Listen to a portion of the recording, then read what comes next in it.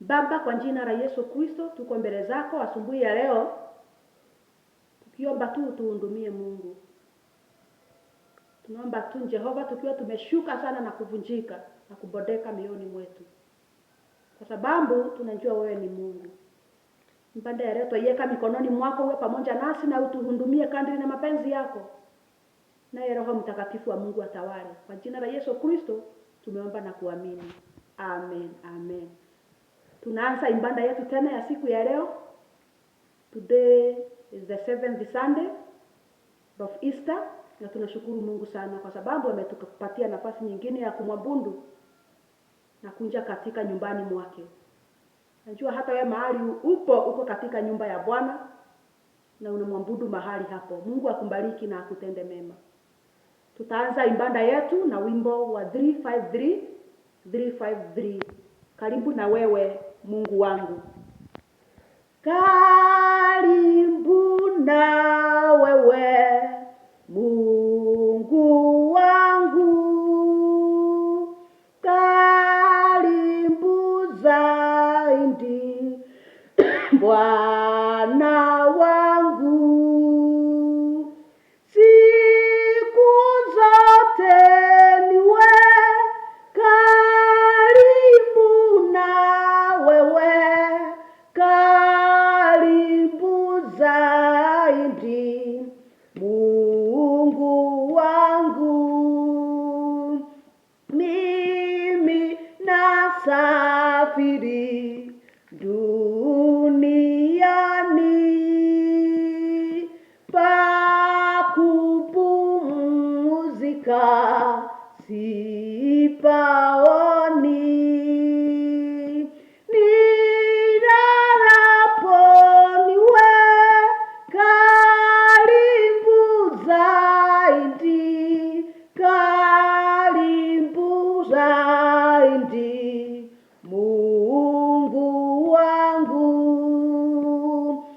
Yote unipayo yanivuta pa kukaribia nitapata, na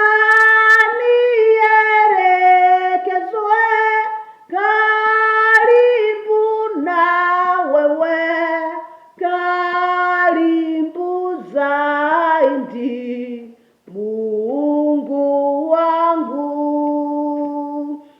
na kwa nguvu zangu nikusifu,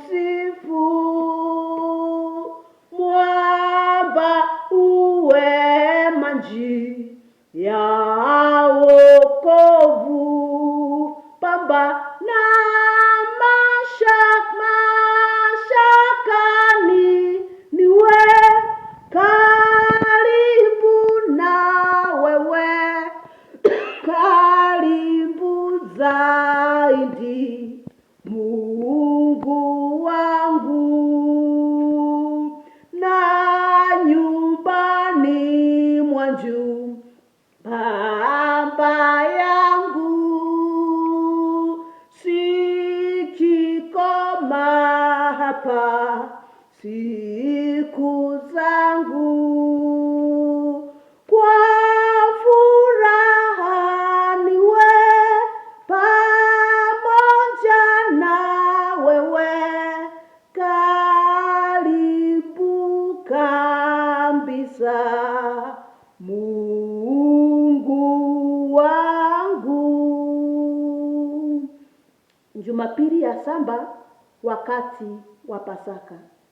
Bwana Yesu Kristo uliwaagiza wafuasi wako ukisema, enendeni ulimwenguni mwote mkaihubiri Injili kwa kila kiumbe. Tujalie tuweze kutii agizo hili, ututume Bwana mahali popote kulingana na mapenzi yako, nasi kwa furaha tutaenda kwa jina lake na kwa uwezo wa Roho Mtakatifu wa Mungu. Amen, amen. Bwana Yesu asifiwe sana. Tunashukuru Mungu. Wacha tusikie somo letu la leo ambalo linatuongoza. Somo letu la leo ambalo linatuongoza Jumapili hii ya leo. Jeremiah chapter 2 verse 9 to 13. Jeremiah chapter 2 verse 9 to 13. Mwenyezi Mungu asema, kwa hiyo mimi nitawaraumu nyinyi na nitawaraumu wazawa wenu. Haya, vukeni bahari hadi Kupora, mkaone, au tumeni watu huko Kendari wakachunguze kama jambo kama hili limewahi kutokea, kwamba kuna taifa lililowahi kubadilisha miungu yao, ingawa miungu hiyo si miungu. Lakini watu wangu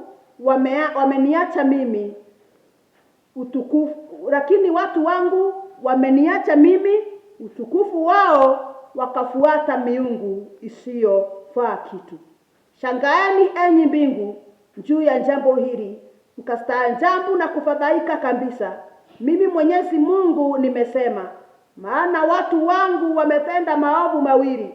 Wameniacha mimi niliye chemichemi ya maji ya uhai, wakanichimbia visima vyao wenyewe, visima vyenye nyufa visivyoweza kuhifadhi maji. Na hili ndilo neno la Mungu.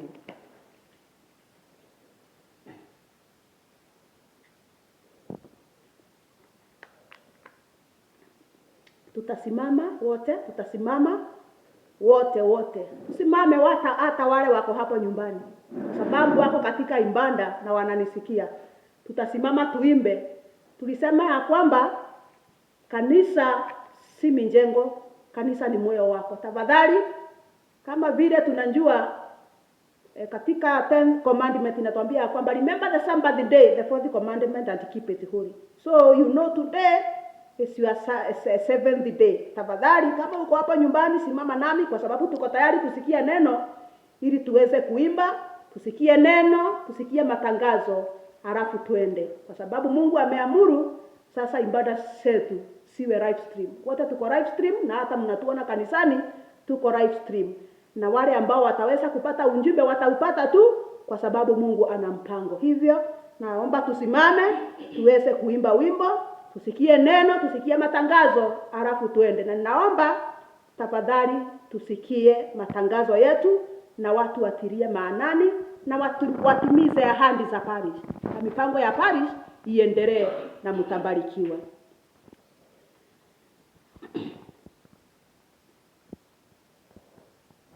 Karibu Bwana kapita ndani, usisimame pale langoni. Sauti yako nilijua, na sasa Bwana Yesu ingia. Na sasa Bwana Yesu ingia. Jua limekutwa muda sasa, dharuba zao zikusanza. Ndiyo wakati ukupasao, watakwa sana Mwokozi njoo. Watakwa sana Mwokozi njoo. Ila nyumbani ni matata tu, vyombo viovyo muna fujo tu. Nikutie nje gazi ya tere, na wewe mugeni wa milele. Na wewe mugeni wa milele. Na haya yote Bwana karibu, wageni wengine waharibu. Mambo haya onyesha wazi, jinsi nikutakavyo Mwokozi. Bwana, jinsi nikutakavyo Mwokozi.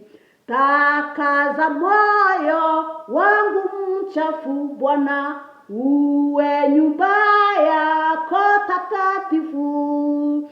Toa giza na dhambi kabisa, Kaingie Bwana Yesu sasa, kaingie Bwana Yesu sasa. Bwana Yesu asifiwe sana. Bwana Yesu asifiwe sana. Tutasikia neno la Mungu, tutasikia neno la Mungu na Mungu atawabariki.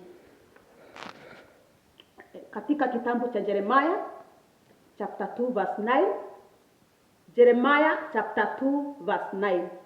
Jeremiah chapter 2 verse 9. Walio katika imbanda ni Jeremiah chapter 2 verse 9. Na kama vile tulikuwa tunakichambua kitabu cha Jeremiah, tumefika chapter 2. Na tunaendelea na kutumbu. Tunaendelea na mafundisho ya tomba. Tuko tu katika repentance. Na najua ya kwamba tutakimaliza hiki kitabu mpaka Mungu atuzungumzie. Na ninajua since we started kuchambua Jeremiah, najua kuna moyo Mungu ameguza, na kuna moyo Mungu ameokoa, na kuna moyo Mungu amevunja, na kuna moyo Mungu amembonda, na kuna moyo pia umemrundia Bwana kwa nafasi nyingine. Kwa hivyo tuendelee tu na kutubu, kwa sababu kama vile niliwaambia, ile dhambihu Mungu anahitaji kwa wakati huu ni dhambihu ya kumbondeka na kuvunjika moyo. Hiyo ndio dhambihu ya kwanza. Na kabla hata tulete shukrani zetu za mali na mifugo na chochote, Mungu kwanza anataka tumpe mioyo, sadaka ile takatifu, sadaka ya kwanza. Hivyo naomba tuendelee kutayarisha mioyo yetu na kusikia neno la Mungu. Kwa hivyo katika kitabu cha Jeremiah chapter 2 verse 9, Mwenyezi Mungu anaendelea kunena na Yeremia. Nataka tusikize hapa sana, kwa sababu ni lazima tumrudie Mungu. Na tusipomrudia Mungu tutaona, wapendwa. Na mimi wakati nilikuwa nafikiria, mimi sijaona kama Mungu anatumaliza. Sijaona kama Mungu amefanya hii kitu ya kukaa nyumbani na kuleta COVID-19 kwa sababu anatuchukia. Kwa sababu Mungu amesema hawezi akaumba mwanadamu na mikono yake alafu amharibu. Mimi wapendwa, nataka tuchukue hili jambo in a very positive way. Katika hii changamoto kuna kile Mungu anataka kutufundisha.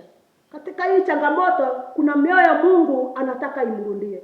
Katika hii changamoto ya COVID-19 na mengine mengi, na niliwaambia sio COVID-19 tu, mambo yalikuwemo na mambo Mungu alikuwa anatenda mambo mingi ili kuamsha akili za watu. Ni vile tu sasa hii imekuwa sasa imekuja kwa hali ya juu, imekuja na ukali, imekuja na moto, mpaka watu wakaona ni kama Mungu hayupo tena. Lakini wacheni niwaambie, Mungu yupo na anataka tumkaribie. Kama vile nilikuwa nimewaambia ya kwamba jifundishani na story ya prodigal son, ambao alipewa mali na baba. Alikuwa anapenda sana na akagawiwa mali. Hata wewe kuna mambo na kuna mali Mungu wetu ametugawia. Uhai ni mali, watoto ni mali, magari ni mali, mambo yote ni mali, hata kuwa na afya ni mali. Lakini wacha nikwambie, tumeichafua na tukamwaga. Prodigal son alienda na akamwaga mali yake yote ile ya baba, akachafua, akakula na maraya, akafanya mambo machafu. Lakini kwa sababu mzazi ni mzazi, prodigal son aliporundia baba yake, baba alimkaribisha tena hata kama amemwaga, kwa sababu alijirudi. Nataka kusema nini? Ni njia ya kujirudi tu. Mungu hataki jambo lingine. Haijalishi umefanya nini, haijalishi umejichafua namna gani, haijalishi vile umesema, haijalishi vile umetenda. Mungu anataka moyo wako uvunjike, umrudie, ukubali tu, mimi nimekosa, nataka kumrudia Mungu. Hiyo ndio Mungu anataka. Lakini watu tumeshindwa kumrudia Mungu. Tumekuwa na reasons why. Tumekuwa hata na majibu mbalimbali. Hatutaki kumrudia, hatutaki kuwa na reality, hatutaki kuwa watulivu. Lakini Mungu anasema ni lazima turudie na atukubali tena. Kati prodigal son alimrudia Mungu, alimrudia baba yake. Baba yake alimkaribisha na hakumuuliza ulipeleka ng'ombe wapi zile nimekupea. Hakumuuliza umepeleka fedha wapi.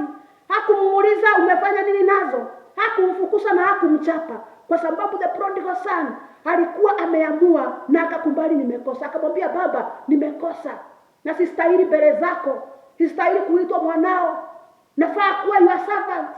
Na hiyo ndio Mungu anataka tumrudie na tumwambie Mungu, I just want to be your slave, I just want to be your servant. Nikubali tu na Mungu atatukubali tena. Tafadhali ninaomba Mungu tumulilie na tumwambie sasa tumerudi na tumekubali sisi ni wenye dhambi.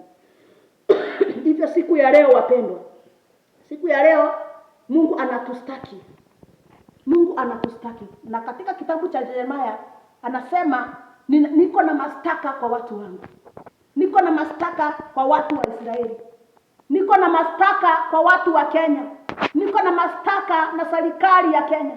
Niko na mashtaka na viongozi wote wa nchi. Niko na mashtaka na maaskofu. Niko na mashtaka na wachungaji. Niko na mashtaka na development chairpersons. Niko na mashtaka ya ulimwengu wote. Na mashtaka haya ni gani? Hebu tusikize. Mwenyezi Mungu anasema, kwa hiyo mimi ninalaumu nyinyi. Kwanza Mungu anaturaumu. Soma na mimi chapter 2 verse 9. Mwenyezi Mungu ananena na Yeremia kwamba anaturaumu sisi. Kwanza wewe unaraumiwa, wewe baba, wewe mama. Mungu kwanza anaraumu wewe. Na nitawaraumu wazawa wenu. Tusipotubu pia hiki kizazi kitaendelea kulaumiwa na Mungu wapendwa. Tusipotubu kwa sababu kwanza ameturaumu sisi tulio hai. Hata wale tutazaa. Tusiposimama katika nafasi kwa wakati huu, Mungu ataendelea na kuturaumu. Mungu ataraumu vizazi vyetu na kitaendelea hivyo. Ninawaraumu wazawa wenu. Verse 10. Haya, vukeni bahari hadi Kupro. Mkaone au tumeni watu huko Kendari wakachunguze kama jambo kama hili limewahi kutokea. Ni jambo gani Mungu anazungumzia? Ni kwa sababu anawaambia watu, hebu vukeni mkachunguze. Mkachunguze kwa miungu mingine. Wale wanatumikia waganga na wachawi. Hebu endeni mchunguze kwao. Muone kama hawaweki amri. Hata kama wanatumikia miungu isiyofaa, miungu ya kigeni, lakini chunguzeni. Zile amri zinawekwa na miungu ya kigeni. Zile amri zinawekwa na washirika wa devil worshippers. Endeni huko mchunguze. Hiyo ndio Mungu ananena. Anatuambia sisi washirika tunaosema tunampenda Yesu na wale tunasema tumeokoka, endeni mchunguze, muone kama kuna wakati wameivunja sheria za miungu yao. Lakini nyinyi washirika na Wakristo tumebatizwa, tukawa confirmed, tunakunywa Holy Communion. Sisi pastors tunaharibu, tunageuka, tunakosa kufanya mapenzi ya Mungu. Hata mimi nitawatuma, endeni mchunguze. Kama kuna mganga mahali, enda uchunguze. Yule anashiriki kwa uganga na kwa miungu ya kigeni, wakiambiwa leteni damu ya watu, wana make sure wamekill ndio walete. Lakini sisi tumekosa kuweka sheria za Mungu. Tumekosa kufuata sheria za Mungu. Tukiambiwa hata tutoe, tunaharibu. Hatutaki kutoa na kusimama. Tukiambiwa tufanye hivi, hatutaki. Tukiambiwa we obey the Sabbath day and keep it holy, hatutaki. Ndio maana Mungu ametuambia sasa, endeni mkae huko mjitayarishe, mkunje mkiwa full. Ndani mchunguze katika miungu ya kigeni. Mungu akamwambia Yeremia, go and tell the children of Israel, the people of Israel, waende wachunguze kwenye miungu mingine.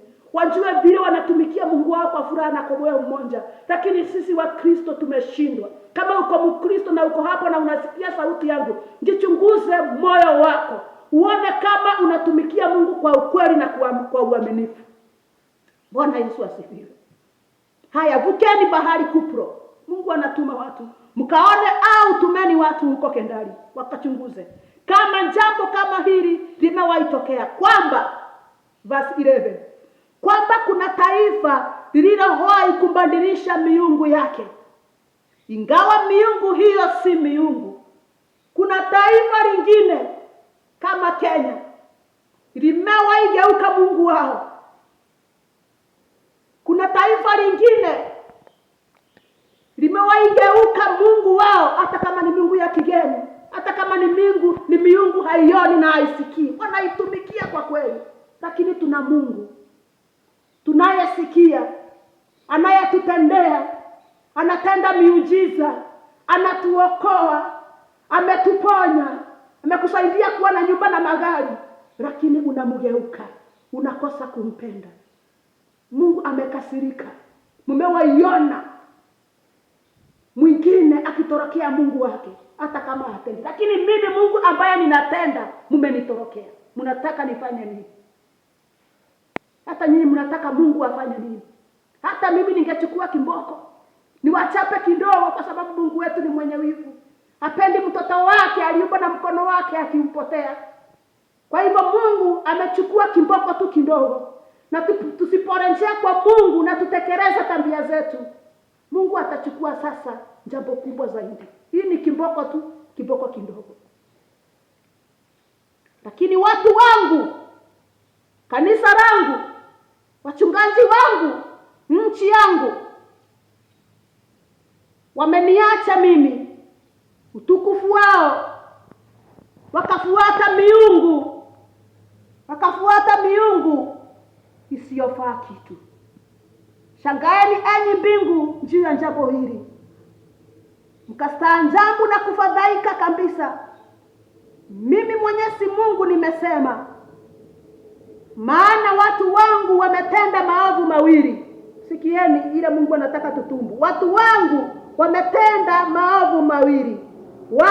Wameniacha mimi niliye chemichemi ya maji ya uhai. Watu wangu, jambo la kwanza wamemwacha Mungu, wakaabudu mali na vitu vyao, wakaabudu watu wengine na miungu ya kigeni, wakaacha Mungu aliye chemichemi ya uhai wako, aliye chemichemi ya your own breath. Maana akisema leo tusivute hewa yake, inakoma tu na tunakufa. Lakini watu wameniacha Mungu niliye chemichemi ya uhai, wakajichimbia visima vyao wenyewe. Ni kisima gani wewe uliye hapa unanisikiza? Ni kisima gani umejichimbia mwenyewe ukaanza kunywa maji hapo? Maji ya kuisha, maji haiwezi maliza mwezi, maji Mungu anaweza maliza mwenyewe. Ukakosa kumwabudu Mungu mwenye chemichemi ya maisha yako, mwenye chemichemi ya uhai wako. Visima vyenye nyufa visingeweza kuhifadhi maji. Haya tu Mungu ndio anataka tujue. Mambo mawili: tumemwasi Mungu, tumemwacha Mungu, na tumekosa kuweka sheria zake. Wapendwa, ninaomba tutumbu kwa jina la Yesu, kwa sababu Mungu ana uwezo na Mungu ana upendo. Wacheni tumrejee Mungu na Mungu atatubariki. Najua sauti yangu inasikizwa. Najua kuna mtu anasikia sauti. If you want to ignore the voice of the Lord, it's okay. If you want to take it na kutekeleza, Mungu akusaidie. Na hata mimi nikiwa ndani, tujichunguze sisi wote, tumrudie Mungu. Hatujua Mungu anatupenda.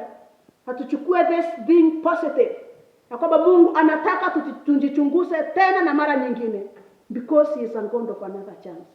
And God loves you, na upendo wake wa kiajabu.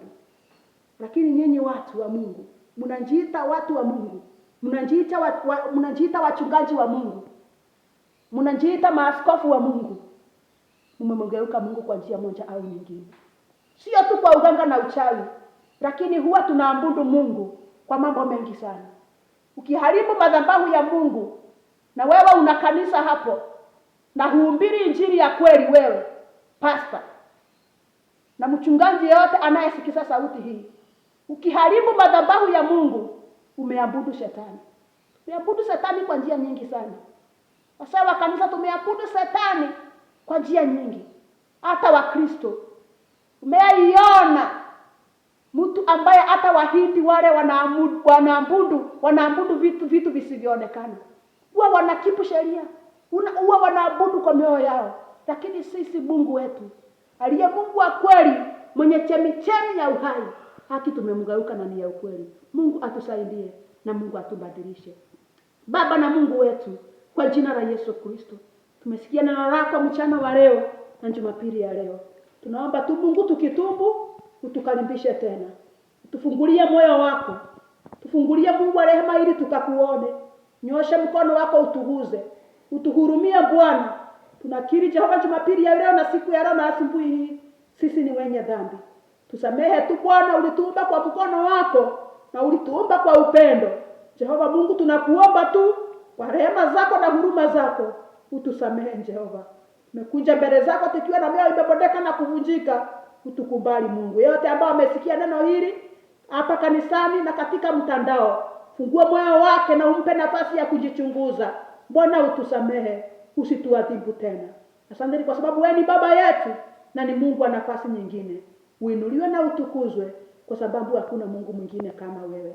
Tuomba yote tukiamini katika jina la Yesu Kristo aliye Bwana na mkombozi wetu. Amen. Amen. Tutaomba kwa sala ya Bwana. Baba wetu uliye mbinguni, jina lako litukuzwe, ufalme wako uje. Utakalo lifanyike hapa duniani kama huko juu mbinguni. Utupe leo chakula chetu cha kila siku. Tusamehe makosa yetu kama vile tunavyowasamehe waliotukosea. Usitutie katika majaribu, lakini utuokoe na ile mwovu Shetani. Kwa kuwa ufalme ni wako na nguvu na utukufu sasa na hata milele. Amen. Na mwamini Mungu Baba mwenye enzi, muumba mbingu na nchi, na Yesu Kristo mwana wake wa pekee Bwana wetu, aliyechukuliwa mimba kwa uwezo wa Roho Mtakatifu, kazaliwa na Bikira Mariamu, akateswa wakati wa utawala wa Poncio Pilato, akasulubiwa, akafa na akazikwa, akashuka kwa wafu, siku ya tatu akafufuka kutoka kaburini, akapaa kwenda mbinguni, na sasa ameketi mkono wa kuume wa Mungu Baba mwenye enzi. Kutoka huko atakuja tena kuwahukumu watu walio hai na waliokufa. Na muamini Roho Mtakatifu, kanisa takatifu ulimwenguni kote, ushirika wa watakatifu, msamaha wa dhambi, ufufuo wa mwili na uzima wa zamani sijazo. Amen. Amen. Amen. Tunapomalizia ibada yetu, tafadhali tusikize matangazo machache, na najua ya kwamba treasurer wangu Mr. Wesura anasikia matangazo haya na atayaweka kwenye WhatsApp yetu ya 2020, kwa sababu mambo yote yanaendelea sawa sawa. Na kwanza nataka kuwashukuru wazee wote wa kanisa, from the chairman na treasurers wote, na ninaomba Mungu awabariki hata treasurer wetu kwa kazi nzuri, hata kwa wakati huu ambao tunapitia hii changamoto, wanaendelea kuwa waaminifu na kusimama na kazi ya Mungu. Na nikisema jambo hili niko na furaha sana. Nasema Mungu awabariki, aendelee kuwalinda na familia zenu mtokapo muingiapo. Mungu awe pamoja nanyi. Nataka kushukuru washirika wote kwa kusimama na kazi ya Mungu na kusema ya kwamba Mungu awabariki na mimine baraka za Abraham, Isaka na Yakobo. Na matangazo haya ni kwamba tuendelee na kutoa kwota zetu, tuendelee na kutoa michango yetu ya mandere kulingana na vile Mungu atatuwezesha. Ni kwa sababu ukweli hatujapungukiwa hata kidogo. Hatujapungukiwa kwa sababu Mungu wetu hapungukiwi. Na kama tunayemwamini Mungu, tuamini ya kwamba hatutapungukiwa katika jina la Yesu.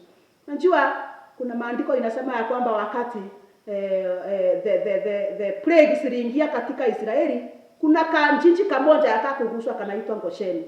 Kuna kanjiji kamoja kalikuwa kanatii Mungu sana, kalikuwa kanaitwa Gosheni. Na hapo kijiji hata wakati Israeli walivamiwa, Gosheni haikuguzwa. Nami nataka kutuma Gosheni katika maisha yenu. Ya kwamba nyinyi Gosheni mtaamini Yesu na kuomba na kutumbu. Gosheni haitaguzwa. Na naamini ya kwamba St. James Parish ni Gosheni na haitaguzwa. Familia represented ni St. James Parish ni Gosheni, hazitaguzwa. Wasee wa kanisa wa St. James Parish, nyinyi ni Gosheni, mambo yakipita, iende upepo huende hivi, nyinyi hamtaguzwa kwa sababu Mungu hako katika Gosheni kwa sababu ya kumtii.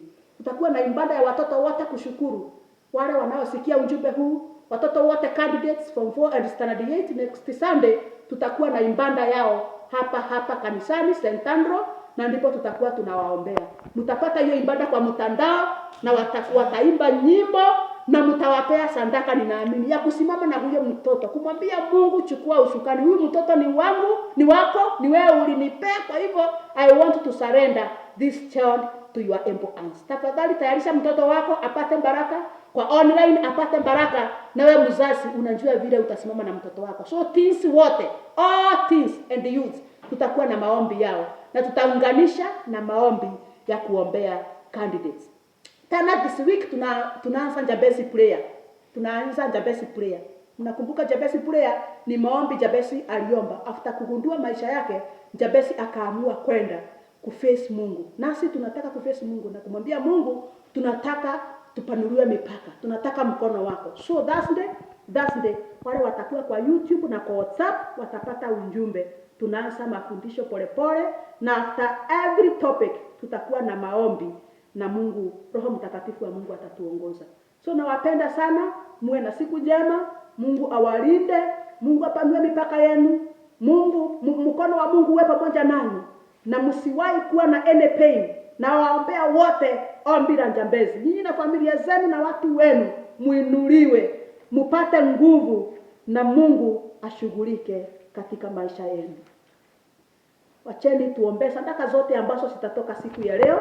Mungu awabariki. Sadaka za mioyo, sadaka za aina yoyote zimekubalika. Baba, katika jina la Yesu Kristo, asante ni kwa sababu ya wale wote ambao wamejitolea katika ibada ya leo na wamesikia huu ujumbe na watatuma sadaka zao. Mungu, mimi naomba tu Mungu, sadaka yote itatoka katika mfuko wa ndanda au ndugu, umbariki hiyo mfuko na uongeze, na maombi ya Njambezi Jehova Bwana yaendelee kutimika katika maisha yetu. Asante ni kwa sababu hii nafasi imekuwa ni yako. Asante ni kwa sababu ya ibada ya leo imefana kwa nguvu na uwezo wako. Utukuzwe, uinuliwe, hakuna Mungu mwingine kama wewe. Nimeomba haya yote nikiamini katika jina la Yesu Kristo aliye Bwana na mkombozi wetu. Amen. Amen.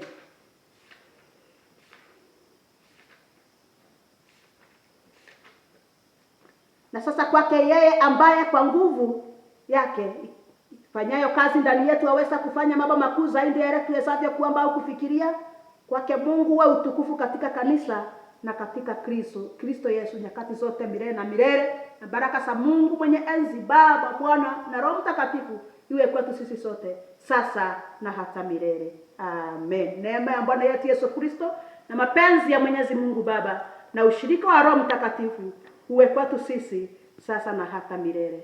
Amen.